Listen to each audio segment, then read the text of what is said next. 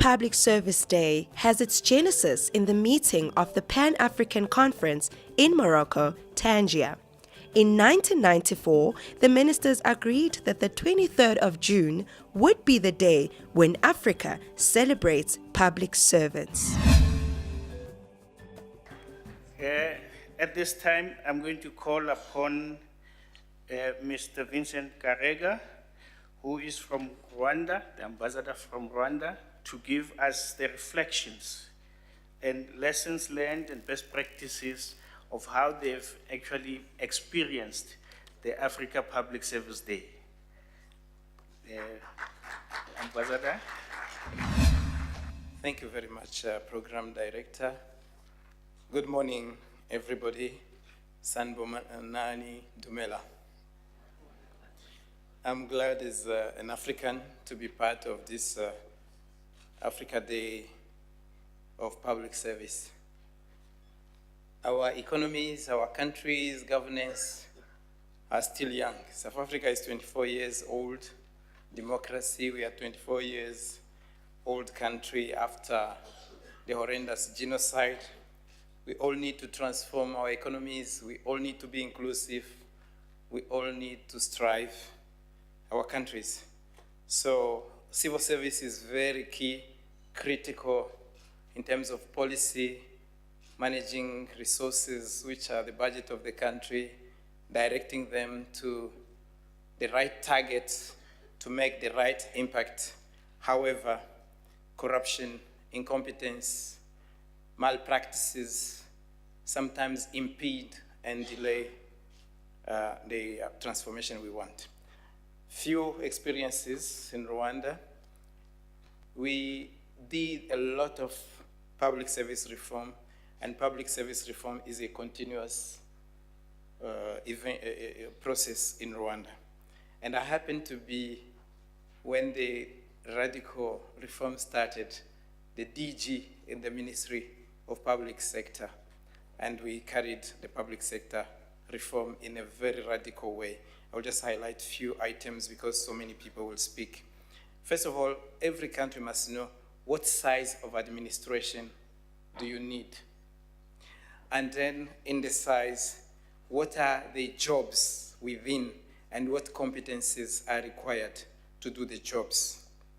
Then there must be clear job description. Everyone in a public service must have a clear definition of what their jobs are. Then the core issue.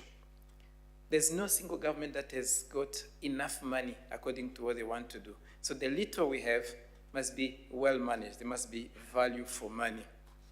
That comes with procurement. It's not by making it very cumbersome that you get transparency. It's also by making it effective.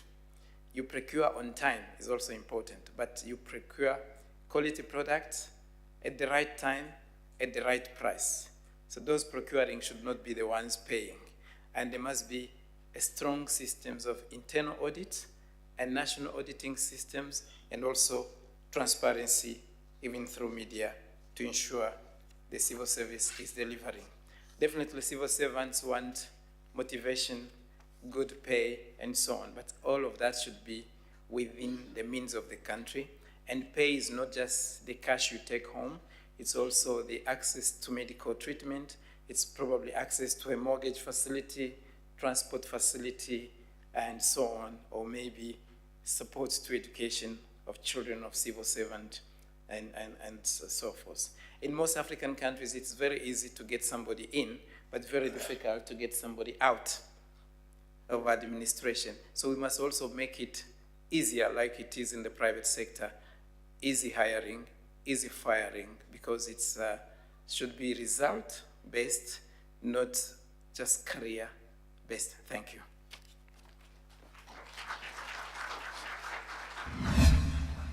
Nessun dorma, nessun dorma. Tu purio principessa, nella tua fredda stanza, guardi le stelle che tremano d'amore che ti speranza.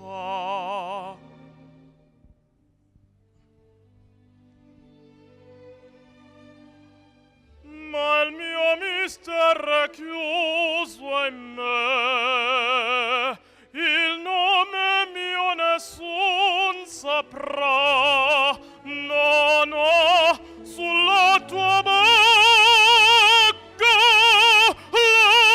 l'anima, quando fa luce, splenderà.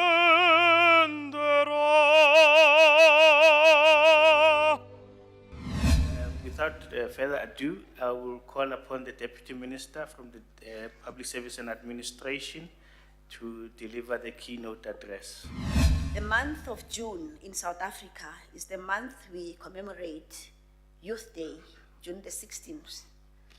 The theme for the 2018 Youth Month is Leave the Legacy Towards a Socio-Economically Empowered Youth.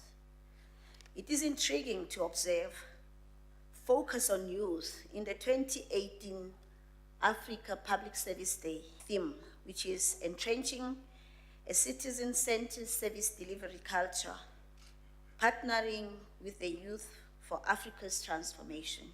One such empowerment initiative undertaken by the government of South Africa under the leadership of President Cyril Ramaphosa was when he launched the Youth Employment Service. We call it YES program. The YES program aims to prepare young people for work through training and matching programs. It is a business-led initiative in partnership with government, labor, and civil society, and intends offering 1 million young South Africans paid work experience over the next 3 years. And of course, what becomes important is the kind of environment that we will then bring them into, whether in business or in public service, which relates to what we're talking about today. Because if the environment is not conducive and actually observe principles that are actually supposed to manage to bring about development, all of these efforts will be fruitless.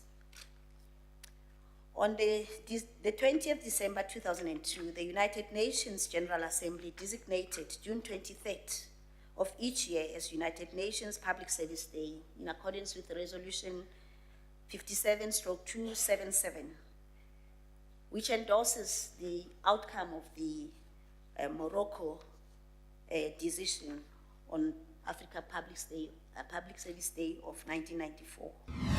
The topic, winning fight against corruption. Colleagues, allow me to start this discussion by sharing with you the formula by Robert Currat, an academic in the Anti-Corruption Research Institute, which says corruption is equals to monopoly plus discretion minus accountability. In essence, what that means is that in an environment where you have an official who's got a monopoly of discretion, but then there is no accountability or little accountability or ineffective accountability, that environment is susceptible to corruption. Let's link this to the work that we do as the Auditor General, and allow me to use the theme that we have adopted over the last 2 years. And the theme is the theme of accountability. The theme of accountability is what we have chosen to elevate our messages. And we use what we call the accountability cycle to elevate this theme. And if I were now to be allowed to take you through what we mean by the accountability cycle, it's a simple process of saying you need to plan, you must do, you must check, and then you must act. That's how simple this accountability cycle is described. And that sequence is very important. I'm going to unpack what we mean in terms of this particular aspect of the accountability cycle. Talking about planning, Here we're talking about planning in the public sphere. We're talking about all spheres of government working together in an integrated manner to ensure that they are integrated planning approach, which is informed by guidances from the center in terms of how planning should be done ahead of implementation. In addition to this, we're talking about some of the findings that we come up with as the Office of the Auditor General, as we look at all aspects, of governance in all the auditees that we look at. We encourage that these findings need to be incorporated up front in the plans to ensure that transgressions are not repeated in the following years. In May 2017, I was part of a team that published a report called The Betrayal of the Promise, an analysis of the time using the expression that had been put in the public domain by the then public protector, Thuli Madonsela, around the state of capture. And what the Betrayal of the Promise report was the first major academic attempt to try and understand what was happening last year. More generally speaking, and going into the present, we've understood that the circumstances of the last 18 months under the Jacob Zuma administration, increasingly understood as simply a phenomenon of criminality and corruption. What the Betrayal of the Promise report argued forcefully, and I think a lot of its arguments have been confirmed, was that what we were dealing with was something much more serious than simply a criminal network that had seized power of the state and was looting it for its own purposes. What we argued essentially was that from about 2012, the South African government had turned against the Constitution, and that essentially what was in place from about that period onwards was an anti-constitutional government that set itself up against the Constitution, against the rule of law, and in particular against a host of constitutional institutions, including the National Treasury. So what we've seen in the last several months is a beginnings of a return to constitutional government. Now, why is this important? And I think it carries on from the Kenyan ambassador, who makes the point emphatically that democracy is a fundamental value in the struggle, not just for good governance, but in the struggle against corruption. Because it is in the space of that anti-constitutional rule that we saw in the previous administration that massive corruption began to come to the fore. How do we know that this was not simply the activities of a criminal network? So what we did was we started to analyze information that was already in the public domain, information which is there for you to have a look at. And we noticed 5 things. If you looked at the chronologies and the timing, 5 things were beginning to come together or happen at roughly the same time. First of all, we saw major changes happening in the state-owned enterprises from about 2011. There was a cabinet reshuffle. The previous minister was removed. Malusi Gigaba came in as the Minister of Public Affairs, Public Enterprises. Brian Malefi comes in as the CEO of Transnet. And you know the stories. It's been in the media of the extraordinary things that have occurred at Transnet and then at Eskom. We've just finished the latest report on Transnet, which is done for the parliamentary inquiry, and we found even more astonishing things. I'll give you one, which is just, given many public servants' pensions are at stake here. We found that Transnet had hedged, in other words, they'd used as a guarantee for some of its major commercial deals, the pension funds of Transnet workers, which means if some of those crane or locomotive deals had have gone pear-shaped, it would have been Transnet workers that would have lost their pensions. So we noticed extraordinary things happening in the state-owned enterprises. We also noticed that from 2009, there were quite extraordinary things happening in the structure of government. 3 new ministries, 5 departments, 5 ministries were split. Another 5 changed their name and their functional mandate. There's also from 2009 extraordinary turnover of cabinet. 11 cabinet reshuffles by 2011. From 2014, we saw extraordinary attacks against key state institutions, starting in SARS, the leadership is removed and purged. Same things happening at Hawks and of course in the NPA. And then finally we hear Bisi Jonas comes forward in 2016 to say that he was offered the position of Minister of Finance by the Guptas. And what we're increasingly seeing is that political power is shifting away from constitutional bodies, away from the ANC itself, into what we call a shadow network, some of it based at Saxon World.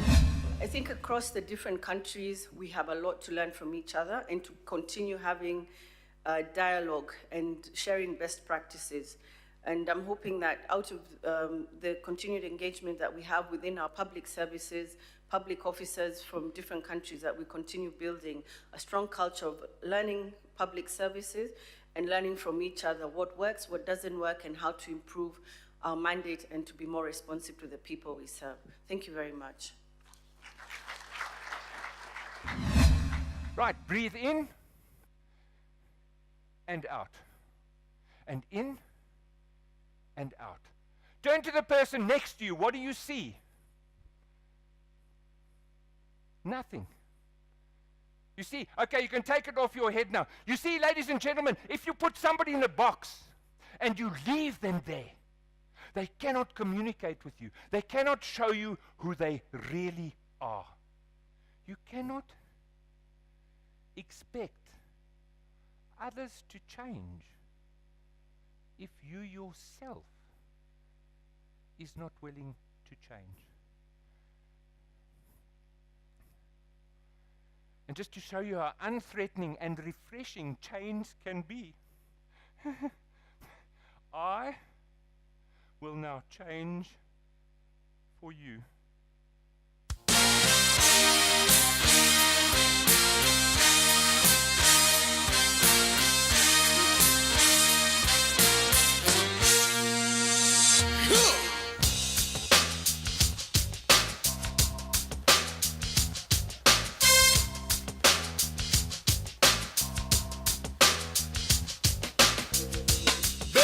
Take off your coat real slow. Baby, take off your shoes. I'll help you take off your shoes. Baby, take off your dress. Yes, yes, yes. You can leave your hat on. You can leave your hat on. You can leave your hat on. The role of the Public Protector is to strengthen constitutional democracy. I think we need to keep that at the back of our mind, to strengthen constitutional democracy. The Public Protector then investigate conduct, not any complaint, but then the conduct which is improper, and that conduct should be performed by a public servant. Therefore, meaning the Public Protector doesn't have jurisdiction over private individuals. The Public Protector then needs to take appropriate remedial action which will change the status quo, making sure that whatever the maladministration which has been there is no longer perpetuated further. In South Africa, the Public Protector has also the mandate in terms of the Public Protector Act to investigate maladministration, abuse of power, abuse of state resources. I think abuse of power comes to the issue of how ethically you conduct yourself as a public servant. I must indicate that there are other institutions or ombudsmen in Africa which have a prosecutorial role, where if they've made a finding, their remedial action they can prosecute on. In Africa, it's only Uganda which has that. But in South Africa, our remedial actions are binding, therefore they need to be implemented unless or until set aside by a court of law. Interesting, in Burundi, they can also investigate violation of citizens' rights by the judiciary. Therefore, the issue of integrity, the issue of ethics, sometimes it goes across.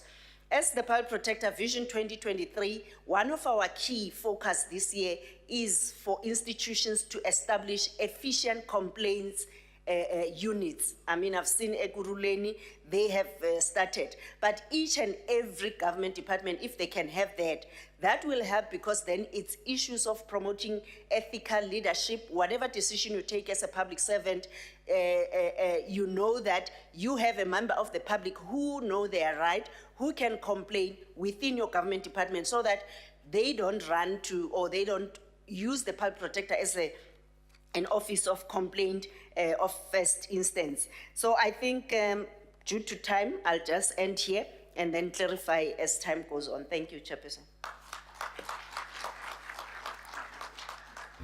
Why is it so difficult for the Auditor General?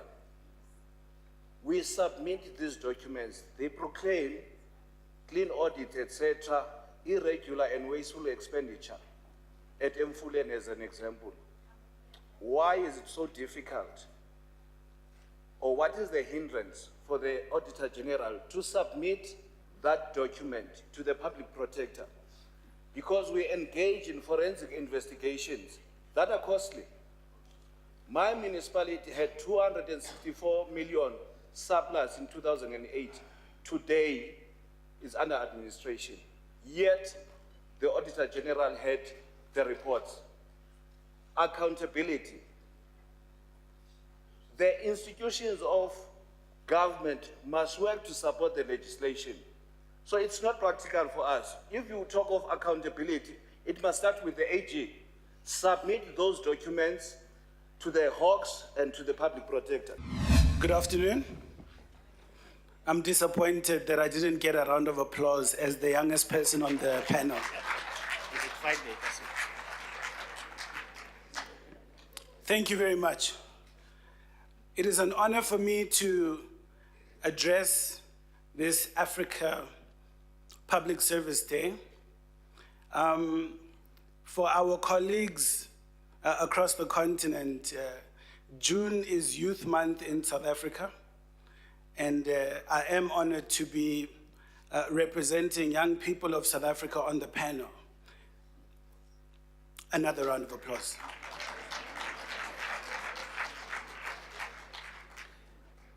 Ladies and gentlemen, I would like to start by quoting a research essay which was done by Bathandwa Siswana.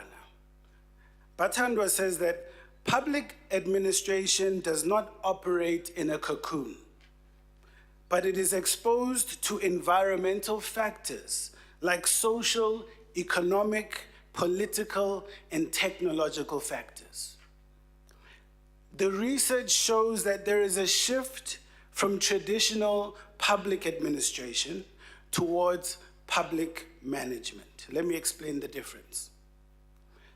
The former, which is public administration, focuses on rules, controls, strict procedures, and input instead of results. The latter, which is public management, is known for innovation, service delivery, flexibility, accountability, and it promotes managerialism. So this is more focused on the outcomes. Now, I would like to argue that governance is a means to the end. It is not the end. Governance is a means to an end. It is not the end. My question to you is, what is the purpose of a clean audit when 3.3 million South Africans are still living in shacks? How do you go to a poor person and say, vote for me, I got a clean audit, when 30.1% of Africans in South Africa are unemployed? How do you go to a young person who is giving up hope in finding employment? It is now 3.3 million young South Africans who are looking for a job. Tell them, well, we got a clean audit. I think it is time for us to learn from our counterparts in Rwanda, a country which had an average of 8% growth from 2001 to 2014. Rwanda, which is currently around 17.1% unemployment. So I believe we have missed our generational purpose. And for us to capture it, we need to move away from this conversation that it's governance for the purpose of governance, and move towards it to saying that it is governance for the prosperity of all African people. Thank you. Just to emphasize the points that I'm making, I'm calling on partnering. Initially on the program, I was supposed to talk to issues of sustainable development goals, how to strengthen governance so that we reach sustainable development goals. So that was where my focus was, as I talked about partnering between institutions, including academic institutions. Perhaps just to emphasize, when it comes to training, when it comes to skills development, when it comes to academic empowering, I believe if you have those skills, if you have that kind of empowerment, you become a different person. You can be able to protect yourself. You can be able as well to know what is right, what is not. You can be able to know what avenues are available for you in order for you to be protected. Should you detect issues within your departments that are not correct. So invite all of you who still need to be trained, and we believe that training is continuous, to come to our universities. But I mentioned as well that in partnering, we will get to know what it is that we need to train individuals on. We talked about ethics, we talked about corruption. Where do we start? We need to have that conversation. The advocate talked about starting in the home, and I agree. But we do not have control of what happens in our homes. We do have control, though, of what happens in our schools. And that is my plea, that we need to start there. We need to relook what we are teaching, what we are skilling people in terms of. We use such days to honor, rekindle our commitment to do the right thing, at the right time, swiftly, using the resources that are dedicated for what we do right, and for the intended purpose of giving our citizens a service. And Tebogo has reminded us that it's not just giving a service, but it's giving our citizens that unique experience that makes each citizen be proud of being a member of our society. I'm gonna save you all the conceptual stuff because it's been rehashed all over again. When we are talking of leaders in your sector, public service, we have managers, we have leaders. But leaders have to be effective and have to influence. Managers have to be efficient and they have authority. But since this morning, we've been hearing this issue of interference. But I will add that political leaders, they don't only interfere, they have economic interest in everything. Again, we are talking about this Youth Month.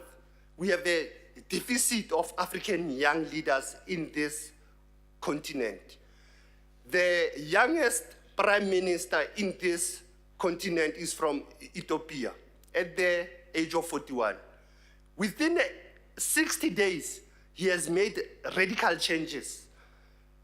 So for me, it is that when we are talking about leadership, governance, we should even think about elections, democracy. Do we have really an African democracy? It is true that when you lack ethical leadership, good governance flies out of the window. And we know how it goes. We've been at this for 20 years or so. People can tell you in the public service, this is how the system gets played.